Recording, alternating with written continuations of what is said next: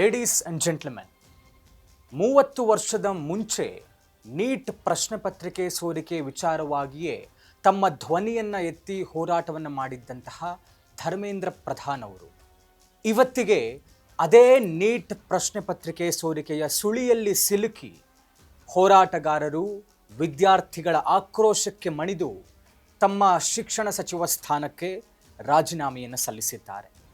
ನಾವು ರಾಜೀನಾಮೆಯನ್ನು ಪಡೆದುಕೊಂಡೆವು, we did it ಅನ್ನುವಂತಹ ಸಂಭ್ರಮಾಚರಣೆಯಲ್ಲಿ ಕಾಕ್ರೋಚ್ ಜನತಾ ಪಾರ್ಟಿ ಸಿಜೆಪಿ ಮುಖ್ಯಸ್ಥ ಅಭಿಜಿತ್ ದೀಪ್ಗೆ ಮುಂದೇನು, ವಾಟ್ ನೆಕ್ಸ್ಟ್ ಸಿಜೆಪಿ ಅನ್ನುವಂತಹ ಚರ್ಚೆಗಳು, ಪ್ರಶ್ನೆಗಳು ಈಗ ಉದ್ಭವ ಆಗಿರುವಂಥದ್ದು. ಇದೆಲ್ಲ ವಿಚಾರವನ್ನು ನಿಮ್ಮ ಮುಂದೆ ಇಡ್ತಾ ಹೋಗ್ತೇನೆ ಇವತ್ತಿನ ಬಿಗ್ ಸ್ಟೋರಿಯಲ್ಲಿ. ನೆಲ ಜಲ ಭಾಷೆಗಾಗಿ ಪ್ರಾಮಾಣಿಕ ಪತ್ರಿಕೋದ್ಯಮ, ನಾನು ಸಂತೋಷ್ ಕಶ್ಯಪ್.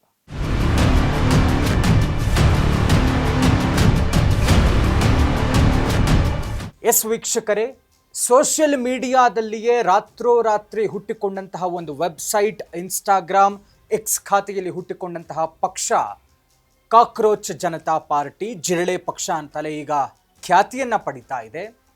ಆಡಳಿತ ಪಕ್ಷವಾಗಿರುವಂತಹ ಬಿಜೆಪಿ, NDA ಮೈತ್ರಿಕೂಟವನ್ನೇ ಪ್ರಬಲವಾಗಿ ವಿರೋಧಿಸಿರುವಂತಹ ಸಿಜೆಪಿ, ಇವರುಗಳಿಗೆ ಬೆಂಬಲವಾಗಿ ನಿಂತಿರುವಂತಹ ವಿಪಕ್ಷಗಳು, ಪ್ರಮುಖವಾಗಿ ಕಾಂಗ್ರೆಸ್, ಆಮ್ ಆದ್ಮಿ ಪಕ್ಷ ಸೇರಿದಂತೆ ಎಡಪಕ್ಷಗಳೆಲ್ಲವೂ ಕೂಡ ಈಗ ಕಾಕ್ರೋಚ್ ಜನತಾ ಪಾರ್ಟಿಯ ಬೆಂಬಲಕ್ಕೆ ನಿಂತಿರುವಂಥದ್ದು. ಒಂದರ್ಥದಲ್ಲಿ ಜೆನ್ಜಿ ಅನ್ನುವಂತಹ ಪದವನ್ನು ಉಪಯೋಗಿಸಿ ಯುವ ಸಮೂಹವನ್ನು ತನ್ನೆಡೆಗೆ ಸೆಳೆದುಕೊಂಡು ಆಸ್ ಇನ್ ಲೈಕ್ ಎಕ್ಸಾಂಪಲ್ಸ್ ಕೊಡ್ತಾ ಇರುವಂಥದ್ದು ನೇಪಾಳ ಮತ್ತು ಬಾಂಗ್ಲಾದೇಶದಲ್ಲಿ ಆಡಳಿತ ವಿರೋಧಿ ಅಲೆ ಹಾಗೆ ಎದ್ದೇಳ್ತು. ಅದೆಲ್ಲವನ್ನು ಇಲ್ಲಿ ಮಾದರಿಯಾಗಿ ಅನುಸರಿಸುತ್ತಾ ಇಲ್ಲಿ ಆಗ್ತಾ ಇರುವಂತಹ ಅಕ್ರಮಗಳಿಗೆ ಪ್ರಮುಖವಾಗಿ ಅವರು ಒಂದಷ್ಟು ಮ್ಯಾನಿಫೆಸ್ಟೋಗಳನ್ನು ಬಿಡುಗಡೆ ಮಾಡದಂತಹ ನಂತರದಲ್ಲಿ ಮುಂದಿನ 2029 ದೇಶದ ಅಂದರೆ MP ಚುನಾವಣೆಯನ್ನು ಗಮನದಲ್ಲಿಟ್ಟುಕೊಂಡು ನಾವು ಅಧಿಕಾರಕ್ಕೆ ಬರಬೇಕು, ಅಧಿಕಾರವನ್ನು ಹಿಡಿಯಬೇಕು, ಆಸ್ ಇನ್ ಲೈಕ್ ಬೇರೆ ಬೇರೆ ಯಾವ ಪಕ್ಷಗಳು ಹೇಗೆ ಹುಟ್ಟಿಕೊಂಡವು, ಹೇಗೆ ತಮ್ಮ ತಯಾರಿಯನ್ನು ಮಾಡಿಕೊಂಡವು, ಅದೆಲ್ಲಕ್ಕೂ ತದ್ವಿರುದ್ಧವಾಗಿ ಕೇವಲ ಸೋಷಿಯಲ್ ಮೀಡಿಯಾದಲ್ಲಷ್ಟೇ ಎಲ್ಲ ತಯಾರಿಯನ್ನು ಮಾಡಿಕೊಂಡಿದ್ದಂತಹ ಈ ಒಂದು ಸಿಜೆಪಿಯ ಮುಖ್ಯಸ್ಥ ಅಭಿಜಿತ್ ದೀಪ್ಗೆ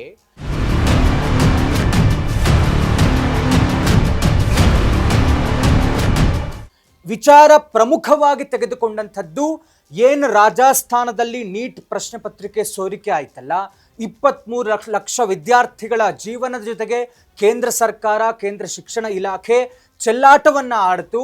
ಹೀಗಾಗಿ ಅದರಿಂದ ಪ್ರಾಣ ಕಳೆದುಕೊಂಡಂತಹ ವಿದ್ಯಾರ್ಥಿಗಳು, ಅನ್ಯಾಯ ಆಗಿರುವಂತಹ ವಿದ್ಯಾರ್ಥಿಗಳಿಗೆ ನ್ಯಾಯವನ್ನು ಕೊಡಿಸಬೇಕು ಅನ್ನುವಂತಹ ಎದುರುಗಡೆ ಕಾಣ್ತಾ ಇರುವಂತಹ ಉದ್ದೇಶವನ್ನು ಇಟ್ಕೊಂಡು ಇವರ ಪ್ರತಿಭಟನೆ ಆರಂಭವಾದಂಥದ್ದು. 26ರಿಂದ 28 ದಿವಸಗಳ ಕಾಲ ದೆಹಲಿಯ ಜಂತರ್ ಮಂತರ್ನಲ್ಲಿ ಉಪವಾಸ ಸತ್ಯಾಗ್ರಹ ಆರಂಭವಾಗುತ್ತೆ. ಇವರಿಗೆ ಒಂದು ಪುಷ್ಟಿ ಕೊಟ್ಟಂತಹ ವ್ಯಕ್ತಿ ಆಕ್ಟಿವಿಸ್ಟ್ ಸೋನಮ್ ವಾಂಗ್ಚುಕ್. ಅವರ ಉಪವಾಸವನ್ನು ತಡೆಗಟ್ಟೋದಕ್ಕೆ ಅವರನ್ನು ಆಸ್ಪತ್ರೆಗೆ ಕರೆದೊಯ್ಯಲಾಗುತ್ತೆ. ಅಲ್ಲಿಂದ ಅಭಿಜಿತ್ ದೀಪ್ಗೆ ಮುಂದುವರಿಸ್ತಾರೆ.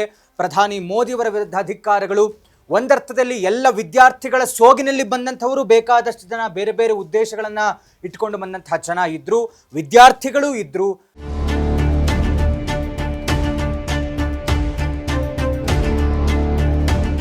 ಒಂದು ದಿವಸ ಅಧಿವೇಶನ ಆರಂಭವಾದಾಗ ಇವರು ಸಂಸತ್ ಚಲೋಗೆ ಕರೆಯನ್ನು ಕೊಟ್ಟಿದ್ರು.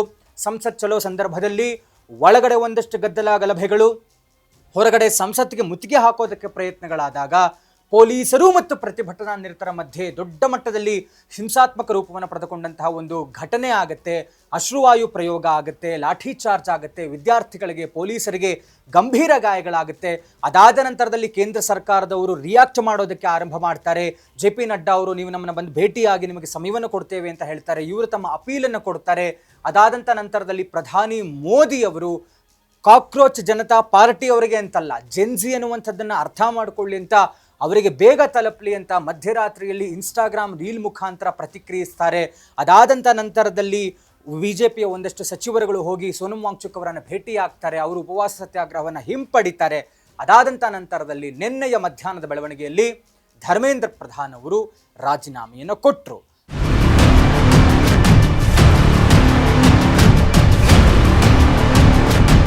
ಇದೆಲ್ಲವೂ ಹಾಗಾದರೆ ಕಾಕ್ರೋಚ್ ಜನತಾ ಪಾರ್ಟಿಯವರ ಒತ್ತಡಕ್ಕೆ, ಜೆನ್ಸಿ ಒತ್ತಡಕ್ಕೆ ಕೇಂದ್ರ ಸರ್ಕಾರ ಮಣಿಯಿತಾ, ಅಥವಾ ಇದರ ಹಿಂದೆ ಅಥವಾ ಮುಂದೆ ಬೇರೆ ಯಾವುದಾದ್ರೂ ಸ್ಟ್ರಾಟಜಿ ಅಮಿತ್ ಶಾ ಅವರು ಮಾಡ್ಕೊಳ್ತಾ ಇದ್ದಾರಾ? ಇದೆಲ್ಲವೂ ಒಂದು ಸೈಡ್ ಆದರೆ ಮತ್ತೊಂದೆಡೆ ಕಾಕ್ರೋಚ್ ಜನತಾ ಪಾರ್ಟಿಯ ಮುಂದಿನ ನಿಲುವೇನು, ಮುಂದಿನ ನಡೆ ಏನು? ಯಾಕೆಂದರೆ ಪಕ್ಷ ಕಟ್ತಾ ಇದ್ದೀರಾ, ಯಾವ ರೀತಿಯಲ್ಲಿ ಕಟ್ಟಬೇಕು? ಎಲ್ಲವೂ ಸೋಷಿಯಲ್ ಮೀಡಿಯಲ್ಲಿ ಸಾಧ್ಯ ಇದೆಯಾ ಅಥವಾ ಎಲ್ಲವೂ ಪ್ರತಿಭಟನೆ ಮುಖಾಂತರ ಸಾಧ್ಯ ಇದೆಯಾ? ನೀವು ಪಕ್ಷವನ್ನು ಹೇಗೆ ಪ್ರಬಲಗೊಳಿಸ್ತೀರಾ, ಹೇಗೆ ಸಂಘಟಿಸ್ತೀರಾ, ಅಥವಾ ರಾಜಕೀಯ ಉದ್ದೇಶಗಳನ್ನು ಇಟ್ಕೊಂಡು ಅಥವಾ ನಾವು ಬೇರೆಯವ್ರ ರೀತಿ ಅಂತ ಹೇಳಿಕೊಂಡು ಮಾಡೋದಕ್ಕೆ ಏನೆಲ್ಲ ತಯಾರಿಯನ್ನು ತಾವುಗಳು ಮಾಡ್ಕೊಳ್ತಾ ಇದ್ದೀರಾ? ಇದು ಕೇವಲ ನೀಟ್ ಪ್ರಶ್ನೆ ಪತ್ರಿಕೆ ವಿಚಾರದಲ್ಲಷ್ಟೇ ಇದು ಸೀಮಿತವಾಗುತ್ತಾ? ಯಾಕೆ ಪಂಜಾಬ್ನಲ್ಲೂ ಸೇಮ್ ಘಟನೆ ಆಗಿರುವಂಥದ್ದು, ಅಲ್ಲಿನ ಶಿಕ್ಷಣ ಸಚಿವರ ವಿರುದ್ಧ ತಾವು ಎದ್ದೇಳ್ತೀರಾ, ಅವರ ರಾಜೀನಾಮೆಯನ್ನು ಪಡಿತೀರಾ? ಕರ್ನಾಟಕದ ವಿಚಾರವನ್ನು ತೆಗೆದುಕೊಂಡ್ರೆ KPSC ಮತ್ತು PSI ಎಕ್ಸಾಮ್ಸ್ ಹಗರಣ ಆಯಿತು. ಈಗ ಅವರು ನೇರವಾದಂಥ ಒಂದಷ್ಟು ಎಚ್ಚರಿಕೆಯನ್ನು ಚಾಲೆಂಜ್ ಮಾಡ್ತಾ ಇದ್ದಾರೆ. ಈಗ DK ಶಿವಕುಮಾರ್ ಅವರ ಸರ್ಕಾರದ ಮೇಲೆ ಕಣ್ಣಿಟ್ಟಿದ್ದೇವೆ, ಇಲ್ಲೂ ಕೂಡ ಆಗಿರುವಂತಹ ಅಕ್ರಮಕ್ಕೆ ನ್ಯಾಯ ಕೊಡಿಸುವಂಥ ಕೆಲಸವನ್ನು ಮಾಡ್ತೇವೆ ಅಂತ CJP ಅವರು ಹೇಳ್ತಾ ಇದ್ದಾರೆ. ಹಾಗಿದ್ದರೆ ಇವರ ಹೋರಾಟಗಳು, ಪಕ್ಷ ಸಂಘಟನೆ ಕೇವಲ ಈ ರೀತಿಯಾದಂಥ ಹಿಂಸಾತ್ಮಕ ಪ್ರತಿಭಟನೆಗಳು, ಸಮಾವೇಶಗಳಿಗೆ ಸೀಮಿತವಾಗುತ್ತಾ?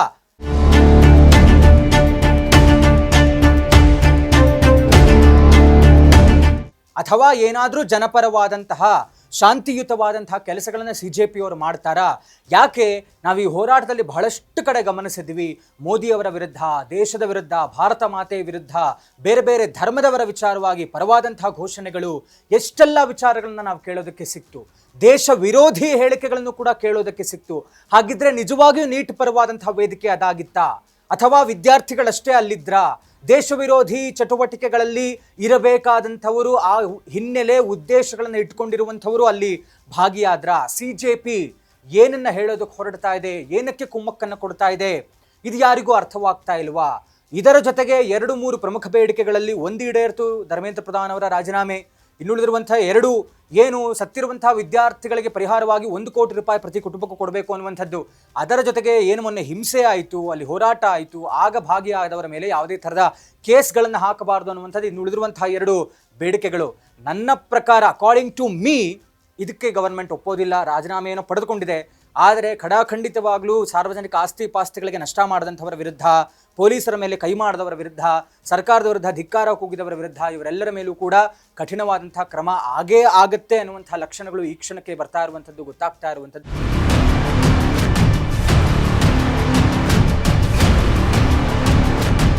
ಒಟ್ಟಾರೆ CJP ಏನೋ ಒಂದು ಮಾಡಿ ಸಾಧಿಸಿಬಿಡ್ತು ಅನ್ನುವಂಥ ಸಂಭ್ರಮಾಚರಣೆ ಮಧ್ಯೆ ಆಚೆ ಈಚೆ ಅಥವಾ ಮುನ್ನೆಲೆಯನ್ನು ನೋಡಬೇಕು ಅಂತಾದರೆ ಏನು ಮಾಡೋಕ್ಕೆ ಹೊರಡುತ್ತೆ CJP?